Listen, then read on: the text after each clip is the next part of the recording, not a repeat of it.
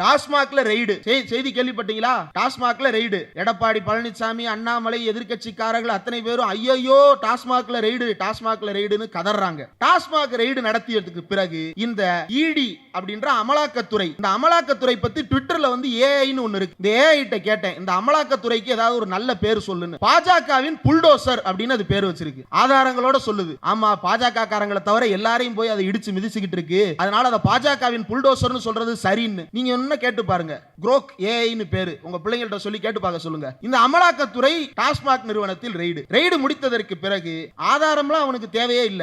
எவ்வளவு எடுத்தாங்க, எவ்வளவு வச்சாங்க, எதுவுமே தேவையில்லை. அவனா ஒன்னு கருதுவான். என்ன கருதுவான்? இங்க இன்னும் நடந்திருக்கலாம் அப்படின்னு ஒரு கற்பனை. அந்த கற்பனையில் அவர்களே ஒரு நம்பரை சொல்றாங்க. 1000 கோடி 100 கோடின்னு ஏதோ ஒரு நம்பரை சொல்றாங்க. அதுல நிறுவனங்களில் பெயர்கள் போடப்பட்டிருக்கிறது. இன்றைக்கு செந்தில் பாலாஜி அவர்கள் மறுப்பு தெரிவித்து விட்டார். முறைகேடு நடக்கவில்லை என்று ஆதாரப்பூர்வமாக மறுப்பு அறிக்கையை வெளியிட்டிருக்கிறார். ஐடி ரெய்டு நடக்குது, இங்க பணம் போகுது. கருப்பு காய் போகுது, சிவப்பு காய் பின்னாலேயே போதே, சரியில்லையே. ஏன்? இதை நீதிமன்றம் கேட்கணும்ல. உங்களுக்கும் எனக்கும் தெரியாது ஐடி ரெய்டுல என்ன நடக்குதுன்னு, நம்ம யாருக்கும் தெரியாது. நீதிமன்றத்துக்கு தெரியுமேக்கா, அவங்க கேட்டிருக்கணுமே, கேட்கலையே. அப்போ ஐடி ரெய்டு விட்டு நிதி வாங்கணும்னா ஏற்கனவே கண்டுபிடிச்சு தோலை உரிச்சு மெஜாரிட்டி இல்லாம மைனாரிட்டி பாஜக அரசுன்னு பேர் வச்சிட்டான். மறுபடியும் அதே பாணியில் ரெய்டு நடத்த முடியாது என்கின்ற காரணத்தால் இப்போது டாஸ்மாகை ரெய்டு செய்து இப்படியாக பணம் வேண்டும் என்று கேட்டுக் கொண்டிருக்கிறீர்களா அப்படின்ற கேள்வியை நீங்க கேட்பீங்கல்ல. என்னடா நீ போய் ரெய்டு நடத்துற, அடுத்த மாசமே அக்கவுண்ட்ல பணத்தை போடுறான்னா என்னமோ இடிக்குதேன்னு நீங்க கேட்பீங்களா மாட்டீங்களா? இது ஒரு பிழைப்பா? இதற்கு பேர் அமலாக்கத்துறையா? இதற்கு பேர் வருமான வரித்துறையா? எதற்காக இந்த துறைகள் இருக்கின்றன? அமெரிக்காவில் போய் ஊழல் செய்திருக்கிறான் என்று அமெரிக்க நீதிமன்றம் ஒன்று விசாரணைக்கு ஆணையிட்டது. மோடி ஆட்சிக்கு வந்ததற்கு பிறகு அமெரிக்க நீதிமன்றம் உத்தரவிட்ட ஆணை காணாமல் போய்விட்டது. மோடி ஜெயிக்கிறாரு, ட்ரம்ப் ஜெயிக்கிறாரு, அதானி மேல போட்ட கேஸ் ஸ்வாஹா. இன்றைக்கு நம்முடைய மனிதநேய மக்கள் கட்சி தலைவர் ஜவாஹிருல்லா அவர்களுக்கு மீது வழக்கு. என்ன வழக்கு? 1997ஆம் ஆண்டு நிவாரண நிதிக்காக வெளிநாட்டிலிருந்து சில உதவிகளை வாங்கிவிட்டாராம். எதற்காக? சொந்த செலவுக்கு அல்ல, நிவாரணங்களுக்காக வெளிநாட்டிலிருந்து நிதியை பயன்படுத்தி விட்டார் என்று அவருக்கு ஓராண்டு சிறை தண்டனை. நான் கேட்கிறேன், அதே நீதிமன்றங்களை பார்த்து கேட்கிறேன், பல ஆயிரக்கணக்கான கோடி ரூபாயை அரசியலமைப்பு சட்டத்துக்கு விரோதமாக வசூல் செய்தாரே நரேந்திர தாமோதர தாஸ் மோடி, அந்த மோடிக்கு எத்தனை ஆண்டுகள் சிறை தண்டனை விதிக்க போகிறது இந்த நீதிமன்றங்கள்? புதிய புதிய ஆட்டுக்குட்டிகளை அனுப்பி, சில ஆட்டுக்குட்டிகள் மேனு கத்தும், சில ஆட்டுக்குட்டிகள் கோமியங்குடின்னு கத்தும், இப்படியாக பல ஆட்டுக்குட்டிகள் உலாவிக் கொண்டிருக்கின்றன. இப்ப புதிய ஆடுகள் எல்லாம் இறங்கி இருக்கின்றன. பனையூர் பக்கத்தில் இருந்து பட்ஜெட் போடுறாங்க. என்ன சொல்லி இருக்கிறாங்க? நம்முடைய எனக்கு முன்னால் பேசிய ஜபதாஸ் பாண்டியன் அவர்கள் சொன்னார், முதியோர்களை பாதுகாப்பதற்காக அன்பு சோலை என்று 25 இடங்களில் முதியோர்களுக்காக 25 இடங்களில் பாதுகாப்பு மையங்கள் அமைக்க போகிறது இந்த அரசு. ஒண்ணு இதை வரவேற்கணும், இல்லனா போணும். அன்பு சோலை கட்டுகிறேன் என்று சொல்லுகிறார்களே, இவங்க எப்ப ரோடு போட போறாங்க? என்னடா மொட்டத்தலைக்கும் முழங்காலுக்கும் முடிச்சு போடுற வித்த உங்களுக்கு மட்டும் எங்க இருந்தா தெரியுது? அன்பு சோலைன்னு முதியோர் பாதுகாப்பு இல்லம் அமைக்கிறேன்னு தமிழ்நாடு அரசு திட்டம் போட்டா நீ முதல்ல ரோடு போடு. சரி, ரோடு போட்டா என்ன சொல்லுவ? ஒன்னொன்னா சொல்றது. செருப்பு வாங்கி கொடுத்தோம்னா அவனுக்கு நகை வெட்டி விட்டியா? நகை வெட்டி விட்டா கால் கழுவி விட்டியா? கால் கழுவி விட்டா டவுசர் போட்டு விட்டியா? டவுசர் போட்டா ஜட்டி போட்டு விட்டியா? ஜட்டி போட்டா என்ன படுத்து? இப்படி எந்த அறிவும் இல்லாமல் இன்றைக்கு பனையூரில் இருந்து ஒரு கூட்டம் பட்ஜெட்டை பற்றி பேசுவதற்காக வந்திருக்கிறது. நேரடியா காய் வெட்டி கட்டிட்டு சங்கியா வந்தான்னா, உதாரணம் சொல்றேனே, பெரியார பத்தி சீமான் பேசினா 4 பேர் அப்படியே திரும்பி பாக்குறான். நிர்மலா சீதாராமன் பேசினா, ஏமா நீ ஏமா பெரியார பத்தி எல்லாம் பேசுறதுக்கு வர்றீர்கள்? நோக்கே தெரியாதா? நீ வந்து இதை பத்தி பேசினாயினா என்ன நடக்கும்னு நோக்கு புரியாதா அப்படின்னு திருப்பி கேட்டுறாங்க. இந்த நடிகர்கள் நான் அவர்களே இவர்களே எல்லாம் சொல்ல மாட்டேங்கன்னா, ஏன்டா உன் சொந்த கட்சியில் இருக்கக்கூடிய மாவட்ட செயலாளர்கள் அவர்களே இவர்களேன்னு சொல்லலாம். நீ எதை யார் அவர்களே இவர்களேன்னு கூப்பிடுவ? சொந்த அப்பாவையும் அவர்களேன்னு கூப்பிடுறது இல்ல. பாவம், அவர் புலம்பின்னு இருக்கிறாரு. அவரை தனியா போய் பேட்டி எடுத்தா அந்த திட்டுவார் போல. இப்ப எங்க இருக்கிறாருன்னே தெரியல, ஒளிச்சு வச்சுட்டானுங்க. வெளியே விட்டா அவர் என்ன பேசுவாருன்னு தெரியாதனால ஒளிச்சு வச்சிருக்காங்களா என்னன்னு தெரியல. அவர் அரசியலுக்கு வந்ததுக்கு அப்புறம் எஸ்எஸ்சி வெளியே பாத்தீங்களா? எவ்வளவு பெரிய புரட்சிகர இயக்குனர் எஸ்எஸ்சி. விஜயகாந்த் படம், பாக்கியராஜ் படம் பார்த்துருக்கோம்ல. ஏன் ஆளை காணோம்? அவங்க அம்மா அவங்க பாட்டுக்கு யூடியூப் சேனல்ல பாட்டு பாடிக்கிட்டு இருந்தாங்க. அரசியலுக்கு வந்ததுக்கு அப்புறம் ஆளை காணுமே. ஏன்? பயமா? உண்மையை வெளியே சொல்லிடுவாங்கன்னு பயமா? நாடாளுமன்றத்திலோ அல்லது சட்டமன்றத்திலோ பட்ஜெட் என்று ஒன்று வாசிக்கப்பட்டால் அந்த பட்ஜெட்டை பற்றி படித்துவிட்டு உடனடியாக கருத்து சொல்வது அவ்வளவு சாதாரண காரியம் அல்ல. சேனல்ஸ்ல இருந்து பட்ஜெட்டை பத்தி லைவ்ல டிஸ்கஸ் பண்றது கால் பண்றாங்க அப்படின்னா ஒரு நிமிஷம் ஜெர்க் ஆகும். ஏன்னா அதை பத்தி தேடணும். முன்னாடி வருஷம் என்ன அறிவிப்பு வந்தது, அடுத்த வருஷம் என்ன அறிவிப்பு வந்ததுன்னு மனப்பாடம் பண்ணி வச்சிருக்கிறது கஷ்டம். நம்ம பொருளாதார அறிஞர் கிடையாது, ஆனா பொருளாதாரத்தை பற்றி புரிந்து கொள்ளக்கூடிய திறனுள்ளவர்கள். இப்படி உடனடியாக ரியாக்ட் பண்றது அவ்வளவு கஷ்டம். ஆனால் திரு ஜெகதாஸ் பாண்டியன் அவர்கள் இன்றைக்கு சட்டப்பேரவையில் வாசிக்கப்பட்ட பட்ஜெட்டை பகுப்பாய்வு செய்து பகுதி வாரியாக பிரித்து என்னென்ன திட்டங்கள் எல்லாம் அறிமுகப்படுத்தப்பட்டிருக்கிறது என்று மிக சிறப்பாக விளக்கிவிட்டு போயிருக்கிறார். ஒரு டிபேட்டில் என்ன நடந்தது அப்படின்னா, நான் பேசிக் கொண்டிருக்கும் பொழுது ஒரு அரசியல் விமர்சகர், வலதுசாரி ஆதரவாளர், அவர் என்ன சொன்னார் அப்படின்னா, இஸ்லாமியர்கள் 1947க்கு பிறகு இந்த நாட்டில் இருப்பதற்கு அனுமதித்தோம் அப்படின்னு சொன்னார். அனுமதித்தாயா? நெறியாளர், நான், சிபிஎம் தோழர் காமராஜ் அவர்கள் அத்தனை பேரும் கொந்தளிக்குது. இருக்க அனுமதிக்கிறாயா? இந்த நாட்டினுடைய குடிமக்களாக இருப்பதற்கு இஸ்லாமியர்களை அனுமதிக்கிறாயா? அது எப்படி? நீ யார் அனுமதிக்க என்று கோபப்பட்டோம். கடுமையாக விவாதம் செய்தோம். அவர் எழுந்து வெளியேறும் வரைக்கும் அவருக்கு நாங்கள் பேசுவதாக இல்லை என்று சொன்னதற்கு பிறகு இரண்டாம் சுற்று அவர் பேசாமல் அமைதியாக இருந்ததற்கு பிறகுதான் விவாதம் தொடர்ந்தது. அதை பார்த்துவிட்டு நாடாளுமன்ற உறுப்பினர் அவர்கள் கேட்டார், எப்படி இந்த மாதிரி சிச்சுவேஷன்லாம் சமாளிக்கிறீங்கன்னு. நாங்களாவது நம்பர் 2 நம்பர் 3 ஹேண்டில் பண்ணிட்டு இருக்கிறோம், அவர் அங்க போய் நம்பர் 1 ஹேண்டில் பண்ணிட்டு வந்துட்டு இருக்கிறார். எந்த அளவுக்கு என்றால், எனக்கு முன்னால் பேசிய தோழர் நாகமே அவர்கள் சொன்னார்கள் இல்லையா, 40 நாடாளுமன்ற உறுப்பினர்களை வைத்து என்ன செய்ய முடியும் என்று கேட்டார்களே. 40 நாடாளுமன்ற உறுப்பினர்கள் நினைத்தால் 240 உறுப்பினர்களை வைத்திருக்கக்கூடிய ஒரு கட்சியை ஒரு முறை அல்ல 100 முறை மன்னிப்பு கேட்க வைக்கிறேன் என்று சொல்ல வைக்க முடியும். அப்படி சொல்ல வைத்து காட்டியிருக்கிறார்கள் நம்முடைய நாடாளுமன்ற உறுப்பினர்கள். இந்த மானம் அவர்களை உறுத்துகிறது, இந்த சுயமரியாதை உணர்வு அவர்களை உறுத்துகிறது. தமிழ்நாட்டை பற்றி, தமிழரை பற்றி, தந்தை பெரியாரை பற்றி, தமிழ்நாட்டு எம்பிக்களை பற்றி ஒரு அவதூறான வார்த்தையை ஒருத்தர் பயன்படுத்துகிறார் என்றால் அதற்கு எதிராக 40 எம்பிக்களும் கர்ஜித்ததற்கு பிறகு அரண்டு போனாரே அந்த ஒன்றிய அமைச்சர். இதே நிலைமையை அப்படியே யோசித்து பாருங்கள். மாற்றி தமிழ்நாட்டு உறுப்பினர்கள் எண்ணிக்கை 30, உத்தரப்பிரதேச உறுப்பினர்கள் எண்ணிக்கை 130. கற்பனை கூட செய்து பார்க்க முடியாது அந்த சூழல் எப்படி இருக்கும் என்று. எப்படி இருக்கும் என்றால், உத்தரப்பிரதேச சட்டப்பேரவையில் போன மாசம் நிகழ்ச்சி நடைபெற்றது. பச்சை கலர்ல கம்பளம் விரிச்சிருக்கிறாங்க உள்ள போறதுக்கு. சபாநாயகர் தினமும் போயிட்டு வர்றவர் பச்சை கலர்ல பார்த்தவர், என்ன இன்னைக்கு சிவப்பா இருக்குன்னா, ஒருத்தர் துப்பிட்டு போயிட்டாப்புல பான்பராக்க போட்டு. நாடு முழுக்க சோசலிசம் பரவி சிவப்பாக வேண்டும் என்பதற்காக நாம் எல்லாம் சிவப்பை கொடியில் வைத்திருக்கிறோம் என்பது வேற. அவன் எப்படி சிவப்பாக்குறான் பாருங்க நாடாளுமன்றத்தை. நாக்கு சிவக்க வெத்தலை போட்டு விரித்திருக்கும் பாய் சிவக்க துப்பிட்டு போறான். இப்படி துப்புகின்ற மன்றமாக நாடாளுமன்றத்தை மாற்றுவதற்கு திட்டம் போடுகிறார்கள் என்பதை நாம் மறந்துவிடக் கூடாது. நம்முடைய 40 பேர் இல்லாவிட்டால் இந்த நாட்டில் மானமுள்ள ஒருவருக்காக குரல் கொடுக்கின்ற எம்பி ஒருவரும் நாடாளுமன்றத்தில் இருக்க மாட்டார்கள். மறந்து விடாதீர்கள். உத்தரப்பிரதேசத்தில் சில நாட்களுக்கு முன்பாக ஒரு அறிவிப்பு நடைபெற்றது. இன்றைக்கு என்ன வெள்ளிக்கிழமை? வெள்ளிக்கிழமை இஸ்லாமியர்களுக்கு வெள்ளிக்கிழமை என்பது எவ்வளவு முக்கியமான நாள் என்பது எல்லோருக்கும் தெரிந்தது. நிச்சயம் அந்த நாளில் அவர்கள் தொழுகைக்கு செல்லுவார்கள்.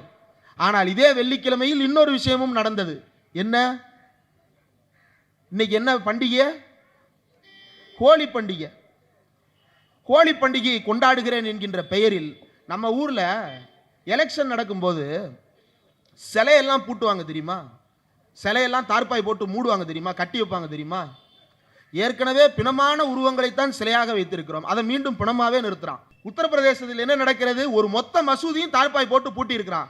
எப்பா, ரம்ஜான் மாதம்ப்பா, நாங்கள் காலையில் நோன்பு வச்சுட்டு சாயங்காலம் நோன்பு திறப்போம்ப்பா, நாங்கள் உள்ளே போய் என்ன செய்யணும்? தொழுகை நடத்தணும்ப்பா அப்படின்னு கேட்டபோது, ஏன் நீ எல்லாம் கோயிலுக்கு மசூதிக்கு போய் தான் தொழுகை நடத்துவியா? வீட்டுக்குள்ளே உன்னால் தொழுக முடியாதா? வீட்டுக்குள்ளேயே தொழுன்னு உத்தரப்பிரதேச முதலமைச்சர் யோகி ஆதித்யநாத் வெளிப்படையாக பிரஸ் மீட் கொடுக்கிறார். இங்கே இஸ்லாமிய சகோதரிகள் வந்திருக்கிறார்கள், காலையில் நோன்பு வைத்து சாயங்காலம் 6 மணிக்கு நோன்பு திறந்துட்டு மறுபடியும் இங்கே வந்து உட்கார்றாங்க. என்னதான் நலத்திட்ட உதவி தருகின்ற முகாமாக இருந்தாலும் கூட காலையில் நோன்பு வைத்து சாயங்காலம் நோன்பு திறந்து உடல் நோவு பார்க்காம இங்க வந்து உட்காருவதற்கு ஒரு உணர்வு வேண்டும் இல்லையா? அந்த உணர்வு தான் சுயமரியாதை உணர்வு, அந்த உணர்வு தான் மனித நேய உணர்வு, அந்த உணர்வு தான் நாம் அனைவரும் சமம் என்கின்ற உணர்வு, அந்த உணர்வு தான் நாம் எல்லோரும் தமிழர்கள் என்கின்ற உணர்வு. இந்த உணர்வில் ஏதோ ஒன்று இருந்திருந்தாலாவது அங்கே மசூதியை பூட்டி இருப்பாங்களா? ஏன்னா வெளியே எல்லா பேரும் ஹோலி பண்டிகை விளாடணுமா, நாளை பின்ன எல்லாரும் வந்து கம்ப்ளைண்ட் பண்ணக்கூடாதான். அந்த வீடியோக்கள்லாம் பார்த்துருப்பீங்க, எவ்வளவு அலங்கோலமாக வடக்கில் ஹோலி பண்டிகை கொண்டாடப்படுகிறது என்று.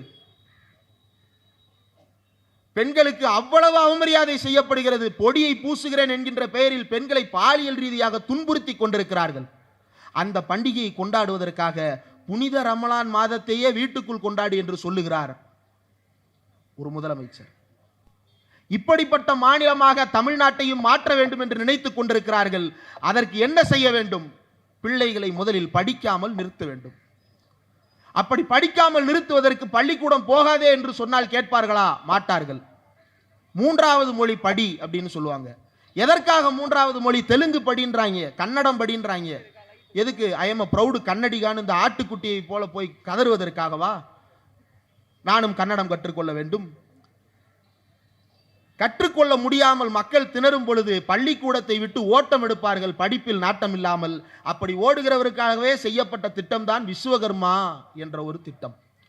இப்படி மாணவர்களை எல்லாம் பள்ளிக்கூடத்திலிருந்து வெளியேற்றி ஏதோ ஒரு தொழிலை செய்வதற்காக, குலத்தொழிலை செய்வதற்காக வெளியேற்றுகின்ற வேலையை இந்த ஒன்றிய அரசு செய்கிறது.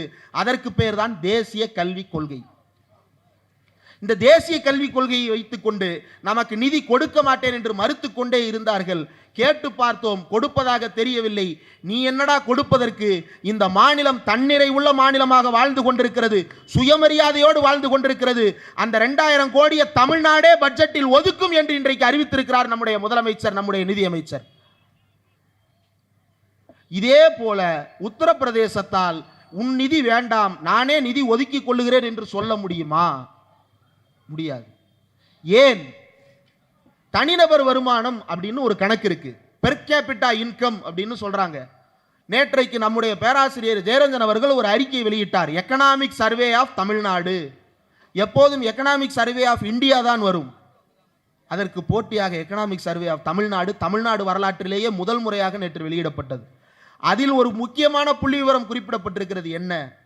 தமிழ்நாட்டில் மாவட்ட வாரியா எப்படி ஒரு மாநிலத்திற்குன்னு தனிநபர் வருமானத்தை நம்ம கணக்கு பண்ணுவோமோ, மாவட்ட வாரியா கணக்கு பண்ணுவோம் தனிநபர் வருமானம் எவ்வளவுன்னு.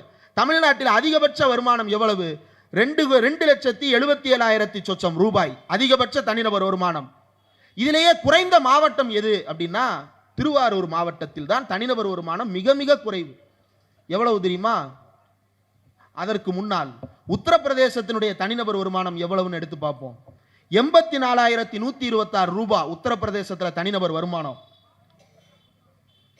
திருவாரூர்ல எவ்வளவு இருக்குன்னு நினைக்கிறீங்க? அதுதான் இருக்கிறதுலே கம்மி. திருவாரூர் தான் இருக்கிறதுலே கம்மி. எவ்வளவு இருக்குன்னு நினைக்கிறீங்க? 1,48,156 ரூபாய். தமிழ்நாட்டில் இருப்பதிலேயே குறைந்த தனிநபர் வருமானம் கொண்ட ஒரு மாவட்டம் கூட உத்தரப்பிரதேசத்தை விட 2 மடங்கு அதிகம் சம்பாதிக்கிறது. இந்த மாநிலத்திற்கு உன்னுடைய கல்விக் கொள்கை எதற்கு தேவை? உத்தரப்பிரதேசத்துக்காரர்கள் பூராம் கடைசியில் எங்க இருக்கிறாங்க? இதே திருவாரூர்ல களை எடுக்க வர்றாங்க. இப்ப போய் கேளுங்க திருவாரூர்காரங்க கிட்ட, களை எடுக்கிறதுக்கு யார் வர்றான்னு. அப்போ தமிழ்நாடு உத்தரப்பிரதேசத்தை பார்த்து பாடம் படிக்க வேண்டுமா? உத்தரப்பிரதேசம் திருவாரூரை பார்த்து பாடம் படிக்க வேண்டுமா? திருவாரூரை பார்த்து நிறைய படிக்க வேண்டி இருக்கிறது. தமிழ்நாடு படித்தது, அதனால் கலைஞர் வழியில் நடக்கிறது. அந்த திருவாரூரை பார்த்து நீயும் படிக்க கற்றுக்கொண்டால் எல்லோருக்கும் எல்லாம் என்று உன்னாலும் பார்க்க முடியும். இன்னும் பல்வேறு விஷயங்கள் இந்த பட்ஜெட்டில் இன்றைக்கு பேசப்பட்டிருக்கிறது. ஆனால் மிக மிக முக்கியமான இன்னொரு விஷயம் நடந்துகிட்டு இருக்கு நாட்டில். அதை பற்றி பேசாம கடந்து போயிட முடியாது. 2 முக்கியமான விஷயங்கள். ஒன்று, டாஸ்மாக்ல ரெய்டு. செய்தி கேள்விப்பட்டீங்களா? டாஸ்மாக்ல ரெய்டு. எடப்பாடி பழனிசாமி, அண்ணாமலை, எதிர்க்கட்சிக்காரர்கள் அத்தனை பேரும் ஐயோ டாஸ்மாக்ல ரெய்டு, டாஸ்மாக்ல ரெய்டுன்னு கதறாங்க. சரி, டாஸ்மாக் ரெய்டு நடத்தியதுக்கு பிறகு இந்த இடி அப்படின்ற அமலாக்கத்துறை, இந்த அமலாக்கத்துறை பற்றி ட்விட்டரில் வந்து ஏஐன்னு ஒன்று இருக்கு. இந்த ஏஐட்ட கேட்டேன், இந்த அமலாக்கத்துறைக்கு ஏதாவது ஒரு நல்ல பேர் சொல்லுன்னு. பாஜகவின் புல்டோசர் அப்படின்னு அது பேர் வச்சிருக்கு. ஆதாரங்களோட சொல்லுது. ஆமா, பாஜக காரங்களை தவிர எல்லாரையும் போய் அதை இடிச்சு மிதிச்சுக்கிட்டு இருக்கு, அதனால அதை பாஜகவின் புல்டோசர்னு சொல்றது சரின்னு. நீங்க என்ன கேட்டு பாருங்க, குரோக் ஏஐன்னு பேரு, உங்க பிள்ளைங்கள்ட்ட சொல்லி கேட்டு பார்க்க சொல்லுங்க. இந்த அமலாக்கத்துறை டாஸ்மாக் நிறுவனத்தில் ரெய்டு முடித்ததற்கு பிறகு ஆதாரம்லாம் அவனுக்கு தேவையே இல்லை. எவ்வளவு எடுத்தாங்க, எவ்வளவு வச்சாங்க, எதுவுமே தேவையில்லை. அவனா ஒன்று கருதுவான். என்ன கருதுவான்? இங்கே இன்னும் நடந்திருக்கலாம் அப்படின்னு ஒரு கற்பனை. அந்த கற்பனையில் அவர்களே ஒரு நம்பரை சொல்றாங்க. 1000 கோடி 100 கோடின்னு ஏதோ ஒரு நம்பரை சொல்றாங்க. அதுல நிறுவனங்களில் பெயர்கள் போடப்பட்டிருக்கிறது. இன்றைக்கு செந்தில் பாலாஜி அவர்கள் மறுப்பு தெரிவித்து விட்டார். முறைகேடு நடக்கவில்லை என்று ஆதாரப்பூர்வமாக மறுப்பு அறிக்கையை வெளியிட்டிருக்கிறார். அதில் அவன் சொல்றான், வரிசையா சொல்றான், என்னென்ன கம்பெனி பேரெல்லாம் சொல்றான் அப்படின்னா 4-5 கம்பெனி பல பேருக்கு தெரிந்திருக்கும். எஸ்என்ஜே டிஸ்டிலரிஸ், கால்ஸ் டிஸ்டிலரிஸ், இதெல்லாம் நம்ம கேள்விப்பட்ட பெயர்கள். இல்லைன்னா போய் கேட்டோம்னா தெரியும். டாஸ்மாக்ல ரொம்ப பிரபலமான நிறுவனங்கள். இந்த நிறுவனங்களின் பெயர்கள் எல்லாம் வரிசையாக குறிப்பிடப்பட்டிருக்கு. எஸ்என்ஜே டிஸ்டிலரிஸ், கால்ஸ் டிஸ்டிலரிஸ், இவர்கள் எல்லாம் முறைகேடு செய்திருக்கிறார்கள் அப்படின்னு தெரிவிக்கப்பட்டிருக்கிறது. ஆதாரம் எதுவும் நிரூபிக்கப்படவில்லை, தெரிவிக்கப்பட்டிருக்கிறது. சரி, கொஞ்சம் பின்னோக்கி போய் பார்ப்போம். நாடாளுமன்ற தேர்தல் நடந்தது இல்லையா? அந்த நாடாளுமன்ற தேர்தல் நடந்த போது எலக்டோரல் பாண்ட் அப்படின்னு ஒரு பெரிய ஊழலை கண்டுபிடித்தோம். அந்த எலக்டோரல் பாண்டோடு சேர்த்து இன்னொரு பஞ்சாயத்து நடந்தது. இது நம் மக்கள் பலருக்கும் தெரியாது. எலக்டோரல் ட்ரஸ்ட் அப்படின்னு அதுக்கு பேரு. இந்த எலக்டோரல் ட்ரஸ்டின் மூலமாக என்ன நடந்தது அப்படின்றத நான் சொல்றேன். இந்த எஸ்என்ஜே டிஸ்டிலரிஸ் இருக்கிறாங்க இல்லையா, அந்த கம்பெனி கடந்த 2019ஆம் ஆண்டு டிசம்பர் மாதத்தை ஒட்டி பாஜகவிற்கு 1 கோடி ரூபாய் நிதியுதவி அளித்திருக்கிறார்கள். அடுத்து மார்ச் 2021இல் 6 கோடி ரூபாய் நிதியுதவி அளித்திருக்கிறார்கள். அடுத்து 2022-23 தமிழ்நாடு தேர்தலுக்கு முன்னதாக 5 கோடி ரூபாய் நிதியுதவி அளித்திருக்கிறார்கள். யாரு? அமலாக்கத்துறை குற்றம் சாட்டிய எஸ்என்ஜே டிஸ்டிலரி நிறுவனம் பிஜேபிக்கு கொடுத்த நிதி. என்னப்பா ஒரு நிறுவனம் ஒரு கட்சிக்கு நிதி கொடுக்கிறது தப்பான்னு நீங்க கேட்கலாம். சும்மா கொடுக்கல, என்ன நடந்ததுன்னு நியூஸ் மினிட் உள்ளிட்ட ஊடகங்கள் ஆய்வு செய்து அறிக்கை கொடுத்திருக்கிறார்கள். 2019 ஆகஸ்ட் மாதம் எஸ்என்ஜே நிறுவனத்தில் ஐடி ரெய்டு நடந்தது. அடுத்த 4 மாதங்களில் பாஜக கணக்கிற்கு 1 கோடி ரூபாய் நிதி அளிக்கப்பட்டது. அடுத்து ஏப்ரல் மாதம் ரெய்டு நடத்தப்பட்டது. அடுத்த சில மாதங்களில், சில ஆண்டுகளில் 5 கோடி ரூபாய் நிதி கொடுக்கப்பட்டது. இது எஸ்என்ஜே. அடுத்த நிறுவனத்தின் பேர் என்ன சொன்னேன்? கால்ஸ். இந்த கால்ஸ் நிறுவனத்திற்கும் என்ன அப்படின்னா 2020 இந்த கால்ஸ் நிறுவனம் பிஜேபிக்கு 5 கோடி ரூபாய் நிதியுதவி. 2021-22 இந்த கம்பெனி பிஜேபிக்கு 3 கோடி ரூபாய் நிதியுதவி. அந்த கம்பெனியினுடைய கிளை அமைப்பு ஒன்று பாண்டிச்சேரியில் இருக்கு, ரெங்கநாயகி ஏஜென்சின்னு. அவன் 2021-22 2 கோடி, 22-23 2 லட்சம், இப்படிலாம் நிதியுதவி. எதுக்கு பிறகு? 2019 ஆகஸ்ட் ஐடி ரெய்டுக்கு பிறகு. ஐடி ரெய்டு நடக்குது, இங்க பணம் போகுது. கருப்பு காய் போகுது, சிவப்பு காய் பின்னாலேயே போதே, சரியில்லையே. ஏன்? இதை நீதிமன்றம் கேட்கணும்ல. உங்களுக்கும் எனக்கும் தெரியாது ஐடி ரெய்டில் என்ன நடக்குதுன்னு, நம்ம யாருக்கும் தெரியாது. நீதிமன்றத்துக்கு தெரியுமேக்கா, அவங்க கேட்டிருக்கணுமே, கேட்கலையே. அப்போ ஐடி ரெய்டு விட்டு நிதி வாங்கணும்னா ஏற்கனவே கண்டுபிடிச்சு தோலை உரிச்சு மெஜாரிட்டி இல்லாம மைனாரிட்டி பாஜக அரசுன்னு பேர் வச்சிட்டான். மறுபடியும் அதே பாணியில் ரெய்டு நடத்த முடியாது என்கின்ற காரணத்தால் இப்போது டாஸ்மாகை ரெய்டு செய்து இப்படியாக பணம் வேண்டும் என்று கேட்டுக்கொண்டிருக்கிறீர்களா அப்படின்ற கேள்வியை நீங்க கேட்பீங்கல்ல. என்னடா நீ போய் ரெய்டு நடத்துற, அடுத்த மாசமே அக்கௌண்ட்ல பணத்தை போடுறான்னா என்னமோ இடிக்குதேன்னு நீங்க கேட்பீங்களா மாட்டீங்களா? இது ஒரு பிழைப்பா? இதற்கு பேர் அமலாக்கத்துறையா? இதற்கு பேர் வருமான வரித்துறையா? எதற்காக இந்த துறைகள் இருக்கின்றன?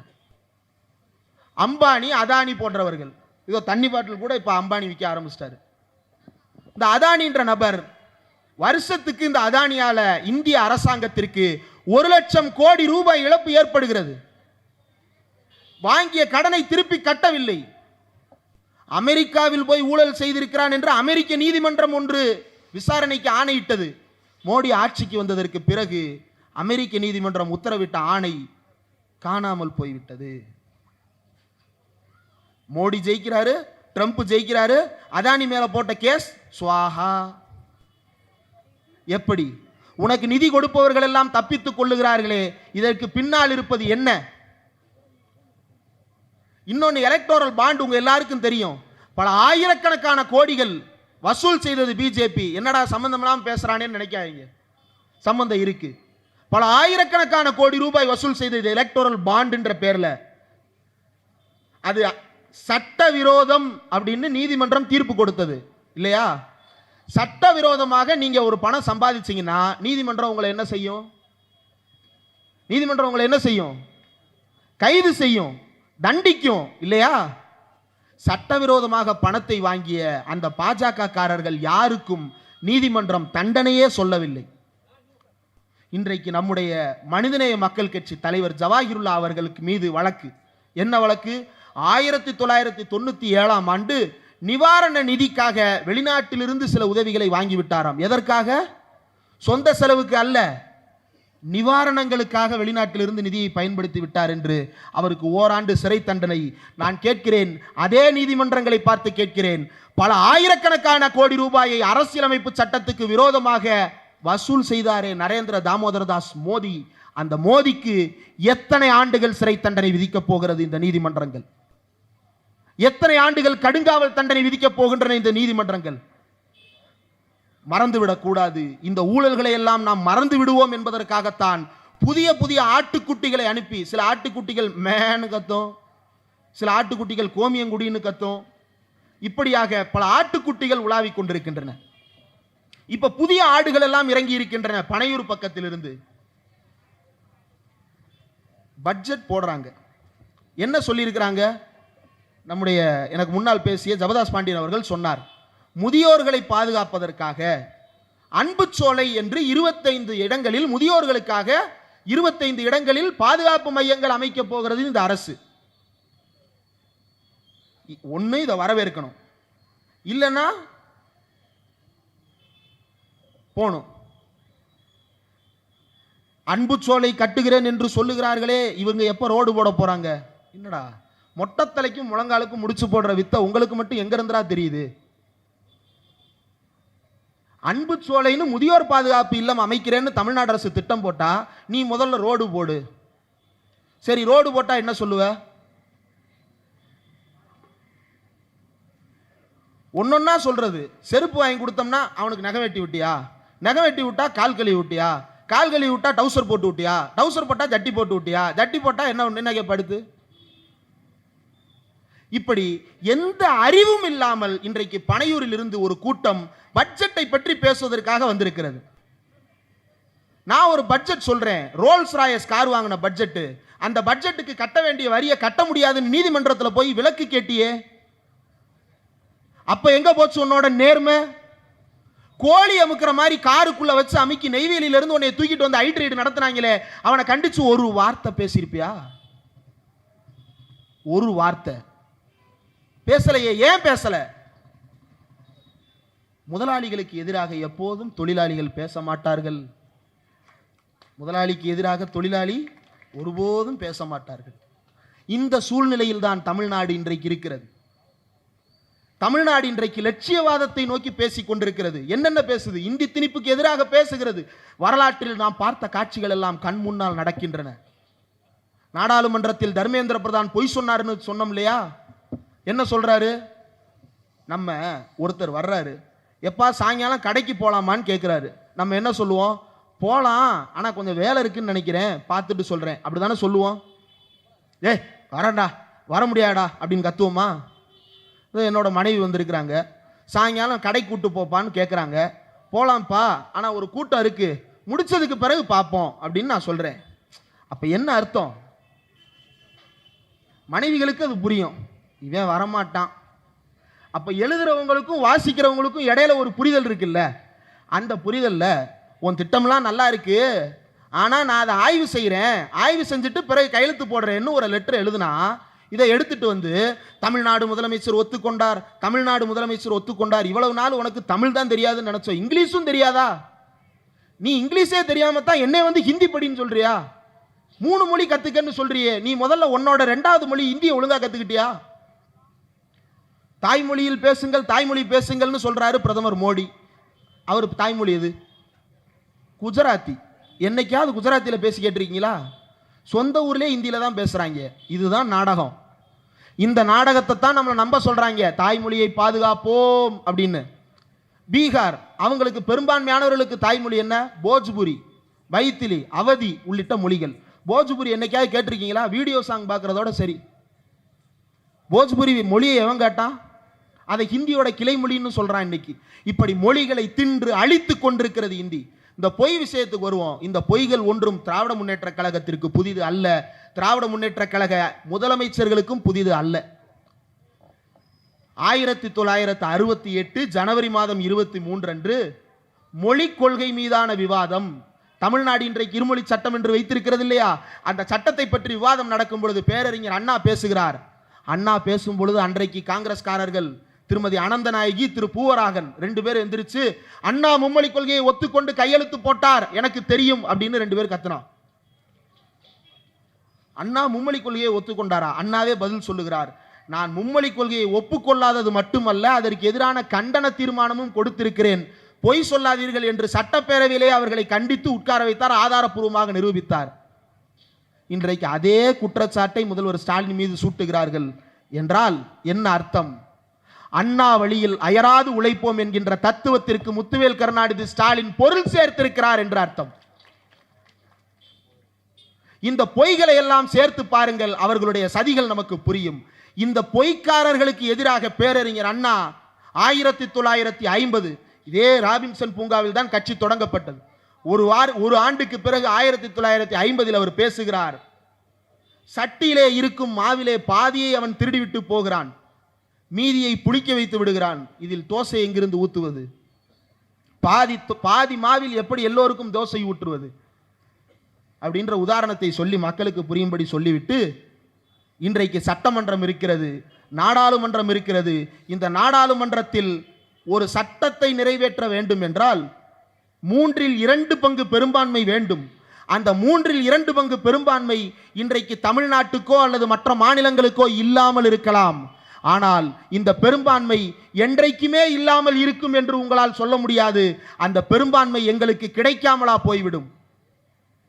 அது மட்டுமல்ல, ஆந்திரா, கேரளா, கர்நாடகா, ஒடிசா, மகாராஷ்டிரா உள்ளிட்ட மாநிலங்கள் எல்லாம் எங்களுக்கு ஆதரவு கொடுக்காமலா போய்விடும் என்று அண்ணா கேட்டார்.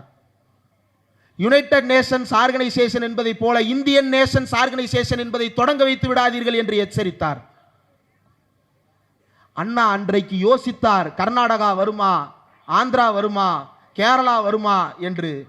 இன்றைக்கு தமிழ்நாடு முதலமைச்சர் குழுக்களை அமைத்து மாநில வாரியாக முதலமைச்சர்களை சந்திப்பதற்கு ஆட்களை அனுப்பி இருக்கிறார். தெலுங்கானா இப்போதான் வரும் பக்கத்தில் இருக்கும்போது சொன்னார் நம்முடைய நாடாளுமன்ற உறுப்பினர் கலாநிதி வீராசாமி அவர்கள், டெல்லியிலே தெலுங்கானா முதலமைச்சர் ரேவந்த் ரெட்டியை சந்தித்து அழைப்பிதழ் கொடுக்கப்பட்ட உடனேயே நான் கலந்து கொள்வது உறுதி என்று உறுதி கொடுத்து விட்டு அனுப்பி இருக்கிறார். கர்நாடகாவிலிருந்து கர்நாடக துணை முதலமைச்சர் DK சிவகுமார் தமிழ்நாடு நடத்துகின்ற மார்ச் 22ஆம் தேதி கூட்டத்திற்கு நான் வருகிறேன் என்று சொல்லிவிட்டார். பினராயி விஜயன் வருவதாக உறுதி கொடுத்து விட்டார். இப்படி அண்ணா அன்றைக்கு கேட்டார், எங்களுடைய உணர்வுள்ள சுயமரியாதை உள்ள மாநிலங்கள் எல்லாம் ஒன்று கூடாமலா போய்விடுவார்கள் என்று கேட்டார். இன்றைக்கு ஒன்று கூட்டி காட்டி இருக்கிறார் நம்முடைய முதலமைச்சர் முத்துவேல் கருணாநிதி ஸ்டாலின். இந்த நாட்டிலே நரிக்கு ஒரு புதர் இருக்கிறது, நரிக்கு ஒரு புதர் இருக்கிறது, புலிக்கு ஒரு குகை இருக்கிறது, சிங்கத்திற்கு ஒரு பாறை இருக்கிறது. தமிழனுக்கு என்று ஒரு காரையை கட்டிக்கொள்வதற்கு இந்த காட்டுக்குள்ளே இடமில்லாமல் போய்விடுமா, அல்லது இந்த காட்டை செம்மைப்படுத்தாமல் தமிழன் தான் ஓய்ந்து விடுவானா என்பதை நாம் திரும்ப திரும்ப யோசித்து பார்க்க வேண்டிய காலத்தில் நாம் வாழ்ந்து கொண்டிருக்கிறோம். ஏன் தமிழ்நாட்டிற்கு வர வேண்டிய நிதி இந்த பகுதி ஒவ்வொரு முறையும் மழை வெள்ளத்தின் பொழுது நாம் பாதிக்கப்படுகிறோம். உங்களுக்கு நல்லா தெரியும், வீட்டுக்குள்ள தண்ணி வந்துருச்சுன்னா வீட்டில் இருக்கிற பொருள்லாம் என்ன ஆயிரும்? டேமேஜ் ஆயிரும். திருப்பி என்ன செய்யணும்? புது பொருள் வாங்கி வைக்கணும் இல்லையா? அதே போலத்தான் தெருவில் இருக்கக்கூடிய ரோட்டில் இருந்து பாதாள சாக்கடை வரை அனைத்தும் மழை வெள்ளத்தில் அடித்து செல்லப்பட்டு விட்டால் மறுபடியும் என்ன செய்யணும்? புதுசா போட வேண்டிய தேவை இருக்கு. அதற்கு நிதி கொடுங்கள் என்று 37,000 கோடி நாம் கேட்டால் அவன் எவ்வளவு கொடுக்குறான் தெரியுமா? 114 கோடி. அதுவும் கேஸ் போட்டதற்கு பிறகு 114 கோடி ஒதுக்கீடு செய்யப்படுகிறது. இந்த நிலையைத்தான் தமிழ்நாடு எதிர்பார்த்து காத்திருக்கிறதா? தமிழர்களுக்காகவே வாழுகிறேன், தமிழர்களுக்காகவே யோசிக்கிறேன் என்று டி நகரில் வந்து பித்தலாட்டம் போட்டுவிட்டு சென்றார் கடந்த நாடாளுமன்ற தேர்தலின் போது. யாரு? நரேந்திர தாமோதரதாஸ் மோடி. என்ன நடக்கிறது? தமிழ்நாட்டுக்கு தேவையான நிதியை கொடுப்பதற்கு உங்களால் முடியவில்லையே. அந்த நிதியை எப்போது கொடுப்பீர்கள் என்பதும் உங்களுக்கு தெரியவில்லையே. இவர்களுடைய நோக்கம் என்ன தெரியுமா? ஒன்றே ஒன்றுதான். எப்போதெல்லாம் தமிழ்நாடு சுயமரியாதையை சிந்திக்கிறதோ அப்போதெல்லாம் தமிழர்களை கொளுத்துவதுதான் இவர்களுடைய வேலை. இந்திரா காந்தி ஆட்சியின் போது டெல்லியில நிர்வாண சாமியார்கள் போராட்டம். எதை கேட்டு போராட்டம் தெரியுமா? பசுவதை தடை சட்டம் கேட்டு போராட்டம். அப்போது காமராஜர் இங்கு இருக்கிறார். காமராஜர் டெல்லிக்கு போகிறார். அப்ப அகில இந்திய காங்கிரசினுடைய தலைவராக அவர் இருக்கிறார். காமராஜருடைய வீட்டை தேடி கொண்டு போனார்கள். யாரு? அந்த போராட்டத்தை நடத்திய நிர்வாண சாமியார்களை இயக்கிய RSS சங் பரிவார் கும்பல். நேராக போனார்கள். ஒரு வீட்டுக்குள் நுழைந்து விட்டார்கள். அந்த வீட்டுக்குள் தமிழ் வாடை அடிக்கிறது என்று வீட்டுக்குள் நுழைந்து விட்டார்கள். எப்பா இது வேற ஒருத்தர் வீடா, காமராஜ் வீடு எதிர்த்திருக்கு அப்படின்னு சொல்லிட்டு காமராஜர் வீட்டை தேடி போய் RSS குண்டர்கள் தீ வைத்து கொளுத்தினார்கள். ஏன் தெரியுமா? காமராஜர் பசுவதை தடை சட்டத்தை நான் அங்கீகரிக்க மாட்டேன் என்று சொன்னார். அப்படி சொன்னது மட்டுமல்ல, திராணி இருந்தால் அந்த நிர்வாண சாமியார்களை தமிழ்நாட்டில் தந்தை பெரியாருக்கு முன்னால் வந்து போராட சொல்லுங்கள் என்று பத்திரிகையாளர்களுக்கு பேட்டி கொடுத்தார். அவருடைய வீடு தீக்கிரையாக்கப்பட்டது. இன்றைக்கும் தமிழ்நாடு அதே மதவாத சக்திகளுக்கு அடிபணிய மறுக்கிறது. இஸ்லாமியர்களை ஒடுக்கு என்று CAA NRC கொண்டு வந்தால் இங்கே இஸ்லாமியர்களை தவிர அத்தனை பேரும் களத்திற்கு வந்து போராடுகிறார்கள். யாருக்கு CAA NRC வேண்டும்? எடுத்து ஓடு உன்னுடைய சட்டத்தை என்று இதே தண்டையார்பேட்டையிலிருந்து வண்ணாரப்பேட்டை வரைக்கும் தெருவில் உட்கார்ந்து தொழுகை நடத்தி இந்துக்கள் கொடுத்த சாப்பாட்டை சாப்பிட்டுக் கொண்டு தெருவிலேயே கிடந்தார்களே. அந்த ஒற்றுமை உணர்வை சிதைக்க பார்க்கிறார்கள். அந்த ஒற்றுமை உணர்வை சிதைக்க பார்க்கிறார்கள். அப்படி சிதைக்க பார்க்கும் பொழுது நேரடியாக காய் வெட்டி கட்டிட்டு சங்கியா வந்தான்னா, உதாரணம் சொல்றேனே, பெரியாரை பத்தி சீமான் பேசுனா 4 பேர் அப்படியே திரும்பி பார்க்குறான்.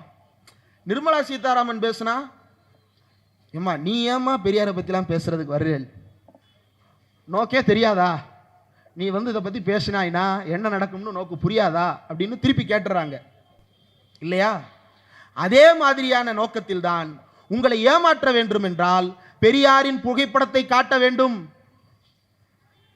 ஆனால் பெரியாரை பற்றி பேசவே கூடாது.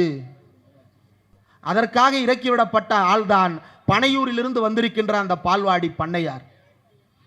இன்றைக்கு அந்த பால்வாடி பண்ணையார் தமிழ்நாட்டு பட்ஜெட்டை பார்த்து பேசுகிறார். என்ன பேசுகிறார்? அதை செய்தீர்களே, இதை செய்தீர்களா, இதை செய்தீர்களே, அதை செய்தீர்களா. மாவட்ட செயலாளர் போஸ்டிங் போடுறதுக்கு ஆள் கிடைக்காம இப்ப இந்த கூட்டத்துக்கு யார் தலைமை ஏற்றிருக்கிறா? திரு மா நாகராஜன் இல்லையா? முதல்ல யார் வந்து அவரை தலைமை ஏற்க அழைத்தது? திரு பிரேம்குமார் வந்தாரு. வந்து என்ன சொன்னாரு? தலைமை ஏற்க திரு மா நாகராஜன் 40A வட்டக்கழக செயலாளர் அவர்களை அழைக்கிறேன்னு சொன்னாரா? அடுத்து ஒருத்தர் வந்தார். என்ன சொன்னாரு? முன்மொழிகிறேன்னு சொன்னாரா? ஏன் இதை சொல்றாங்க? ஏன் இதை சொல்றாங்க? இன்னைக்கு நாகராஜனோ பிரேம்குமாரோ லட்சுமணனோ யாராக, இந்திரகுமார் தேரடியோ யாராக இருந்தாலும் இந்த மேடையில் ஏறலாம், சமமாக அமரலாம், அனைவரிடமும் உரையாடலாம், எல்லா வாய்ப்புகளும் இருக்கிறது. 1940களில் 1930களில் அந்த சூழ்நிலை கிடையாது. ஊருக்குள் ஒடுக்கப்பட்ட சமூகங்கள், ஒடுக்கப்பட்ட சமூகம்னா இன்னைக்கு இருக்கிற BC MBC எல்லாம் என்னமோ ஆண்ட பரம்பரைன்னு பேசிக்கிறாங்க. ஊருக்குள்ளே விடாம ஒதுக்கி வச்சிருந்தான். பள்ளிக்கடத்து பக்கம் வந்தா கையை ஒடிச்சு விடுவேன்னு சொல்லிட்டு குற்ற பரம்பரையாக்கி வச்சிருந்தான். அந்த சமூகங்கள் இன்றைக்கு இந்த தமிழ்நாடு முழுக்க பெரிய வணிக சமூகமாக அழைக்கப்படுகின்ற ஒரு சமூகம் கூட ஊருக்குள் நுழைந்தால் பார்த்தாலே தீட்டுன்னு வச்சிருந்தான். அப்படிப்பட்ட சமூகங்கள் எல்லாம் இருந்த பொழுது அந்த ஊரில் இருப்பவர்களுக்கு சுயமரியாதை உணர்வோடு கூட்டம் நடத்த வேண்டும் என்று தோன்றுகிறது. கடிதம் அனுப்புவார்கள். யாருக்கு? அண்ணாவுக்கு, பெரியாருக்கு, கலைஞருக்கு கடிதம் அனுப்புவார்கள். அந்த கடிதத்தை பார்த்து விட்டு அவர்கள் வருவார்கள். வருபவர்கள் நேராக வீட்டுக்கு போயிட மாட்டாங்க. கூட்டம் நடக்கிற இடத்துக்கு போவாங்க. போயிட்டு என்ன செய்வாங்கன்னா, யாருப்பா லெட்டர் போட்டதுன்னு அங்கதான் தெரியும். அந்த லெட்டரை பார்த்து வாங்க அப்படின்னு சொல்லிட்டு அதை பார்த்துட்டு கூப்பிடுவாரு. யாரு? அண்ணா கூப்பிடுவாரு. 40A வட்டக்கழக பொறுப்பாக இருக்கக்கூடிய திரு மா நாகராஜன் அவர்களை தலைமை ஏற்குமாறு அழைக்கிறேன். ஏன்னா அப்படி ஒருத்தர் வந்து அறிமுகம் பண்ணி மேடையில் வந்து ஆளுமையா நின்று அறிமுகப்படுத்தலன்னா மேடையில் ஏறின உடனே செருப்பையும் கல்லையும் வீச தொடங்கி விடுவார்கள். இதே சென்னையில் ஸ்பர்டங் ரோடுன்னு ஒன்று இருக்கு இல்லையா, நுங்கம்பாக்கத்தில். அந்த ஸ்பர்டங் ரோட்டில் என்ன நடந்தது தெரியுமா? ஒரு மிகப்பெரிய கூட்டம் ஒன்று நடந்தது 1917. TM நாயர்னு ஒருத்தர், எல்லாம் வரலாற்று புகைப்படங்களில் பார்த்துருப்பீங்க, இல்லைன்னா பிள்ளைங்களுடைய திராவிட பாடப்புத்தகங்கள் எடுத்து பாருங்க, இருக்கும். ஆதி திராவிடர்கள் ஒரு கூட்டம் நடத்த வேண்டும் என்று விரும்பினார்கள்.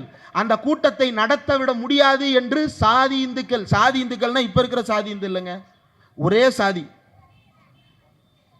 யாரு? அவாதான் விடமாட்டேன்றா. அதோட சேர்ந்து சில ஓபிசிக்களும் கூட சில முன்னேறிய வகுப்பினரும் கூட விட முடியாதுன்றாங்க. டிஎம் நாயர் கையில் தடியோடும் இடுப்பில் துப்பாக்கியோடும் நடு மேடையில் உட்கார்ந்து நடத்துடா கூட்டத்தை நடத்த வச்சாரு. அதனுடைய தொடர்ச்சி அடையாளப்படுத்துவது யார? உங்க ஊர்ல உங்களுக்கான தலைவர்களை அடையாளப்படுத்துவதற்காகத்தான் தலைமை ஏற்பதற்கு இவரை அழைக்கிறேன் அப்படின்னு ஒருத்தர் சொல்லுவாரு. அடுத்து இன்னொரு பெரிய மனுஷர் வருவாரு. அந்த பெரிய மனுஷர் என்ன சொல்லுவாரு? அதை நான் வழிமொழிகிறேன்னு சொல்லுவாரு. இந்த தலைமை ஏற்பதற்கு பின்னால் இவ்வளவு பெரிய கதை இருக்கிறது. இந்த தலைமை ஏற்பதற்கு பின்னால் இவ்வளவு பெரிய வழி நிறைந்த வரலாறு இருக்கிறது. இன்றைக்கு இவை மேடை அலங்காரங்களாக மாறி இருக்கலாம், ஆனால் இதற்கு பின்னால் பெரிய வரலாறு இருக்கிறது.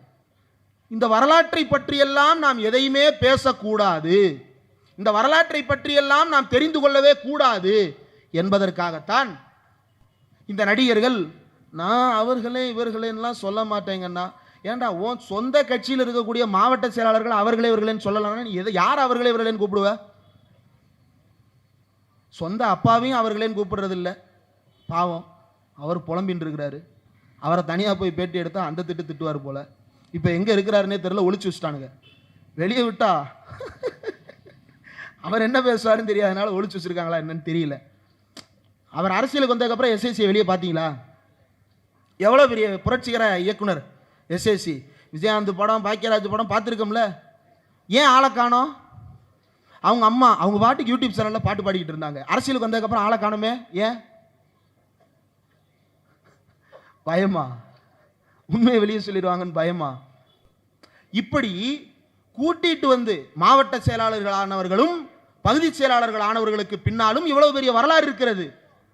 எங்கிருந்து இந்த வரலாறு வருது? வழியிலிருந்து வருகிறது, உணர்விலிருந்து வருகிறது. உணர்வோடு கட்சிக்கு மாவட்ட செயலாளர் பொறுப்புக்கு வருவதற்கு ஆள் இல்லாமல், நல்லா கேட்டுங்க, ஆள் இல்லாம ஒரு ஓட்டுநரின் மகனையோ ஒரு சமையல்காரரின் மகனையோ ஒரு பொறுப்புக்கு போடுவது பிரச்சனை இல்லை. உனக்கு வேற ஆள் இல்லாம இவங்கெல்லாம் வெளியே போயிட்டா BINAMI பி நா மீ ஆள் இருக்காதுன்றதுக்காக சொந்த டிரைவர் மகனையே மாவட்ட செயலாளர். ஓகே, சொந்த டிரைவர் மகனே மாவட்ட செயலாளர். இப்படி மாவட்ட செயலாளர் பதவிக்கு விலை பேசுகிறார்கள். ஒருத்தர் பேட்டி கொடுக்கிறாரு. இதெல்லாம் கழுகார் பறந்து வந்தோ ராங்கால் போட்டோ சொல்லப்படுகின்ற செய்திகள் அல்ல. ஓப்பனா பேட்டி கொடுக்குறான். நகர செயலாளர் பதவிக்கு 15 லட்ச ரூபா பேரம் பேசுறாங்களாம்.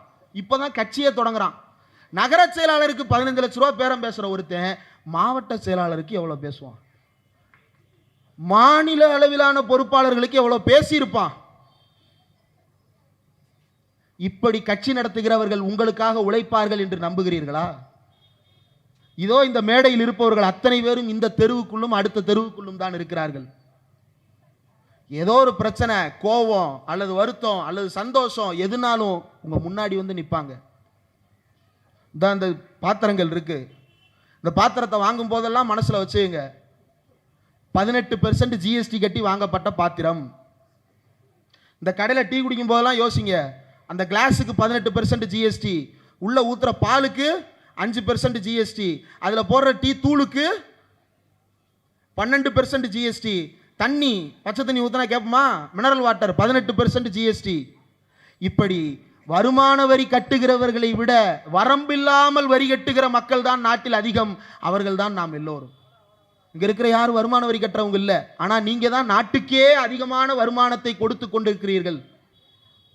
அதானி அல்ல, அம்பானி அல்ல, நாம் தான். இப்படி நம்மிடமிருந்து சுரண்டப்படுகின்ற வரியை நமக்கு கொடுக்க மாட்டேன் என்று சொல்வதற்காக இந்த மோடி அரசு ஆட்சி நடத்தி கொண்டிருக்கிறது.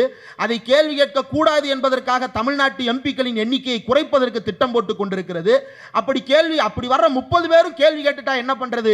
அப்ப அவனை படிக்க விடாம பண்ணுன்றதுக்காக தேசிய கல்விக் கொள்கையை நுழைப்பது, இந்தியை திணிப்பது என்று நம்ம இந்தி வாளாக்களாக மாற்றக்கூடிய வேலை நடந்து கொண்டிருக்கிறது. இதற்கு நாம் அடிபணிந்து விடக் கூடாது. இதே வட சென்னை மாநகரில் இருந்துதான் திமுக புறப்பட்டது.